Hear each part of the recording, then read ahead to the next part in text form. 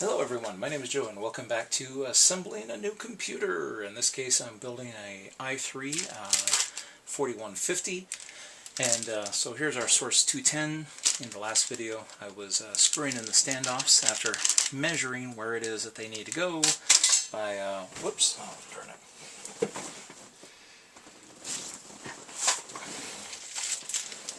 By figuring out where it was that they needed to go in here. So now we have the I/O shield for the motherboard. Now with each case they have a little area, whoops, let's get this out of the way, of where all the ports would go. These feet catch. Oh, that's right, there's a hard drive over there. Let's make sure this is in. Alright, so you see we have this standout area here, and this I/O shield will go over it so that the board will have the holes that are appropriate for this particular board. So this has to go in before the board itself. It's a little bit on the tricky side. If you'll look, it'll be clearly printed in English which side is up. So this will be the bottom of the board. These ports over here are the audio. This is the PS2 and some video and USB stuff over here. So when we place it in this case, the bottom of the board is orientated towards the side. So this pops in from the rear. So here, let's see if I can get this in here.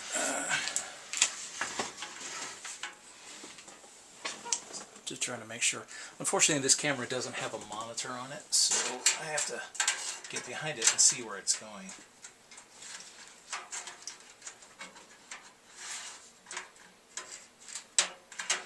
Now this little thing is made of aluminum and it is sharp.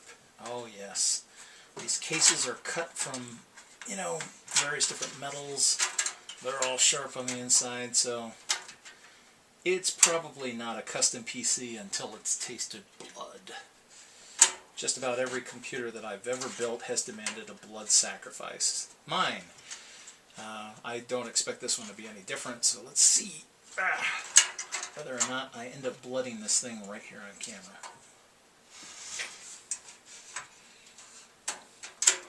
Come on, go in there. These things are going to be a little bit tricky. You may find yourself spending some time with it. And they are spring-loaded, so you'll have to stick in one end under tension and press the other end and try to pop it into place without bending it. Without a doubt, I usually spend the most time trying to get this darn shield on whenever I'm putting together a new system. Now I include this so that you're not dissuaded from your own experience. Oh, there we go. You know what? Oh, come on. I thought I had it in there. Come on, go in there.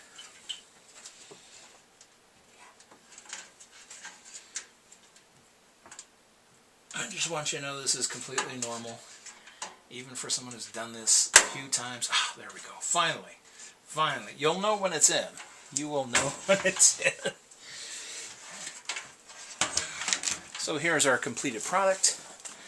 Well, complete at this stage. So we have our I/O shield in place, and it's nicely locked in there. You should be able to tap on it, and it's staying in place by its own tension. So when the motherboard is placed inside, you'll guide the back I/O ports through it before screwing it to the board, the case.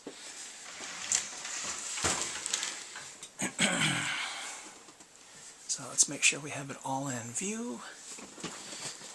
Get these cables out of the way, and we can get our case. Oh, one other piece of advice. The motherboard, or I mean the case comes with a whole bag of screws.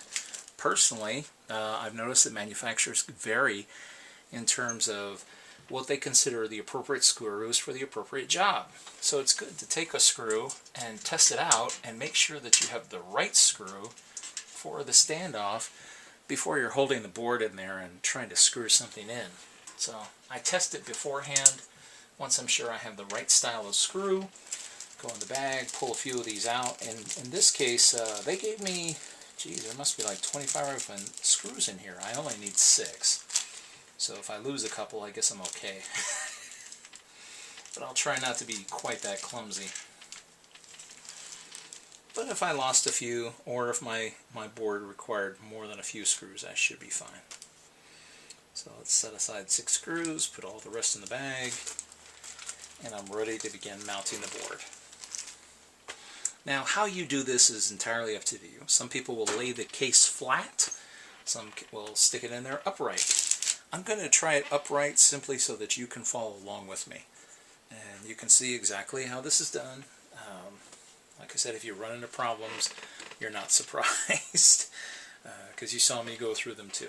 As I mentioned before, you can hold it by the CPU cooler. It's got a nice metal bolts here that are holding it in place, so it's able to be held on quite nicely here by these bolts.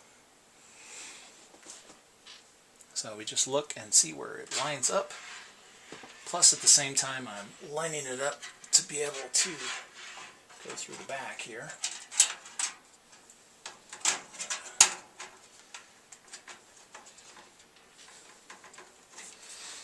There we go. And once we see it line up to the point where, perfect. So now all the holes line up, and now it's just a matter of screwing it into place. The catch is doing this by myself, which I don't know that I'll be able to. Whoa, whoa, whoa, whoa, whoa, whoa. You know what? Let's get our friend. Where is that darn thing? I was just looking at it here the other day. Here it is. I've shown this in another video. This, I don't know what its proper name is, but this is a little device that allows you to, as you can see, hold onto a screw.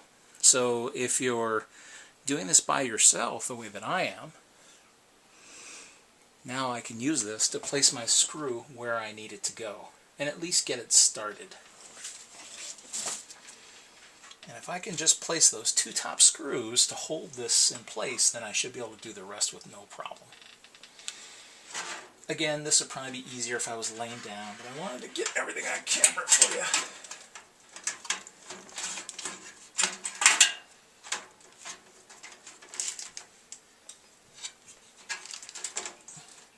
Now it's going to take a bit of tension in order to get this into place.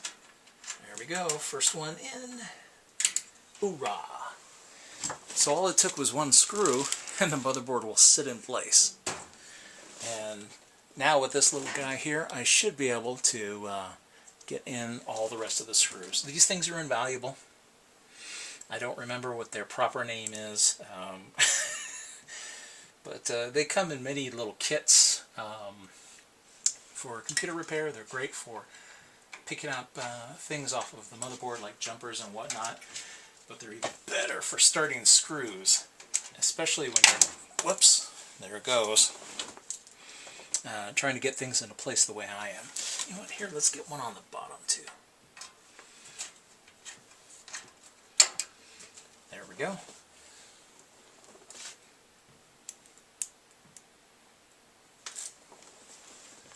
As you can see, this board looks a little diminutive inside this case, but that's okay.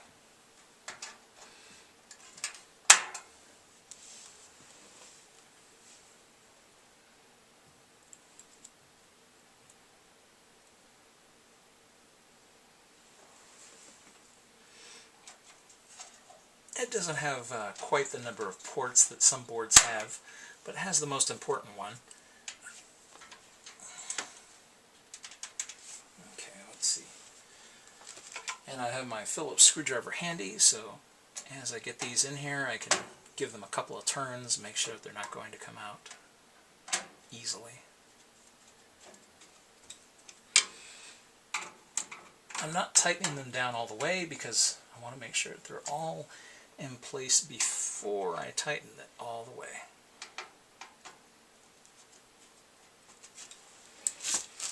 Yeah, like I said, other YouTubers would skip through these steps, but I wanted you to see what you actually go through. So, it's not sped up or anything like that. So, try to paint as realistic a picture possible as I possibly can of computer assembly. It's not too bad. I mean, as you can see, all it is a little matter of perseverance, knowing where a few things go, but they can only go, you know, one way anyways. I have some friends that I've been trying to convince to build their own computers, specifically for the fact that they will get a better value if they build their own machine and are able to choose their own components than what you could ever get in a store-bought machine.